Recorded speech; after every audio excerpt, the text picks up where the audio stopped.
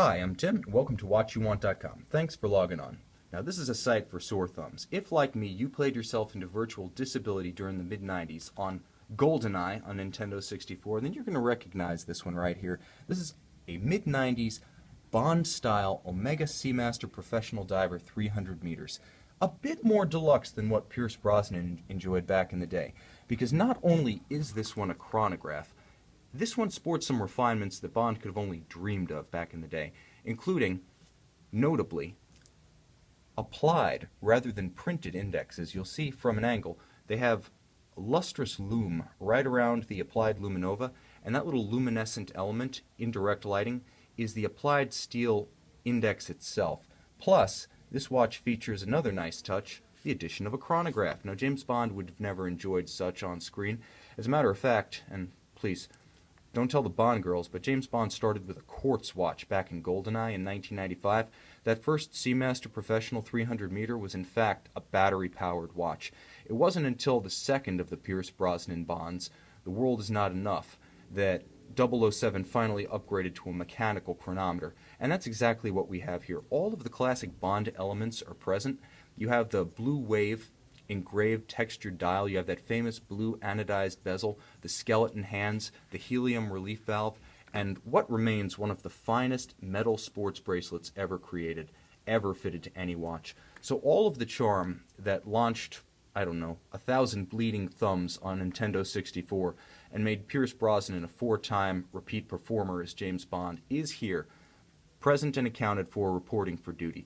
But the bottom line is that this watch gives you more. Because it is a later production variant, it's just a bit more refined. You can see the applied Omega logo and marquee right at 3 o'clock, and those raised applied indexes add another layer of depth to this watch. Each one of the subdials features a polished ray hot, which gives it a little bit of luster and lume.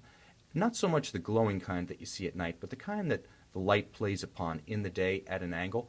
This is a gorgeous reference that's held up beautifully. And you got to remember that now we have something like 20 years of retrospective perspective on this one.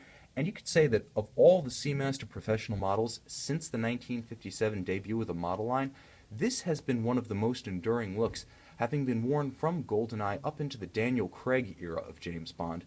Heck, for that matter, there's still a model that looks very much like this in the catalog. It's a modern-day classic, and it's kind of fun to be able to wear a living legend. And that's exactly what you're getting with this watch right here, a living legend. I'm going to show you it on my wrist. Now, I'll share with you that a Seamaster Professional Diver back in the early 2000s was actually my first high-end watch. The chronometer, just three-hand time and a date, not the chronograph that you see here. And it still wears just the same as I remember it. Neither big nor small, the watch has a nice full-bodied look. It's got good thickness, good span to it without being too thick or too heavy or too wide. The bracelet, which features a conforming end link, nevertheless manages to hew very closely to the wrist. It's very supple, and it's not one to grab skin or hair, so on the wrist it's pretty unobtrusive. You don't really notice it until you want to, and that's the mark of a ergonomic success, the watch that you only see but don't so much feel. And you can see that on the wrist, 41.5 millimeters, it pretty much wears true to size. It's not like a Royal Oak Offshore, which is going to wear a little bit bigger than its nominal measurement, or something like a small ultra-thin dress watch, which often feels a little bit smaller than its nominal measurement. This one feels like a 41.5, 42. And it also has the wrist presence to match. What it has that a lot of others don't have is color. And this is a key distinction between the mid-90s to late 90s Omega Seamaster Professionals and something like a Rolex Submariner, for instance. You've got the kind of key lime color of the loomed indexes. You've got those little shocks of red on the subdials and the Seamaster script right under that applied Omega logo and Omega marquee. You've got these little inset sub-register polished chrome ray hots, and they're gorgeous. And as you can see, as you turn them through the light, they really light up. And then there's that glorious cobalt blue on the bezel and the dial. The dial's matte, the bezel is kind of a semi-radiant metallic, and the combination of the two is just gorgeous. It's very attractive, and color is kind of a double-edged sword. It's the fire that can be a powerful weapon in the hands of the right kind of stylist, but it can also burn you if you overdo it, and Omega played this one perfectly. Now, like I said, the chronograph is the king of complications, so to have everything that's essential to the Bond era Seamasters, that look, that feel, that style, that flair, that one-glance iconic status, but then to add a stopwatch feature, to me that really completes the circle. That's everything you would want in an everyday reference. James Bond's already proven that you can wear this one with a black tie, and with this bracelet and this deployant dive clasp, you can wear it with a bathing suit as well.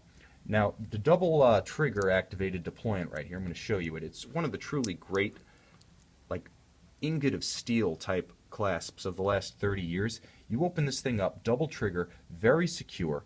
You've got that security of knowing it won't pull open because it's not a friction fit, it's not a clamshell. And then you've got the convenience of this dive extension. Now, I mentioned I had that old Omega back in the early 2000s. When I lived in New Hampshire and it was occasionally negative 10 degrees, I was using that dive extension all the time over a winter coat.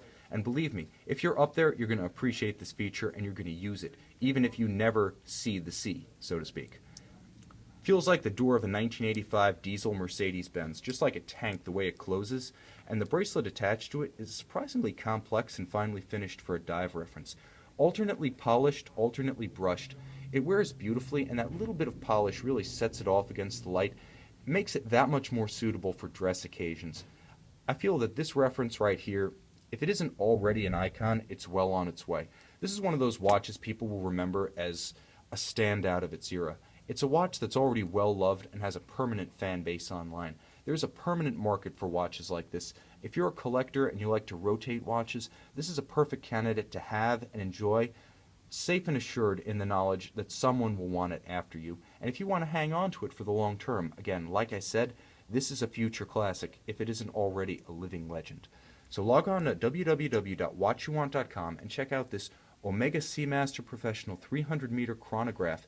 It is a chronometer, it is a dive watch, it is a Bond watch. Check it out in outstanding condition and high-resolution images on our website, watchyouwant.com.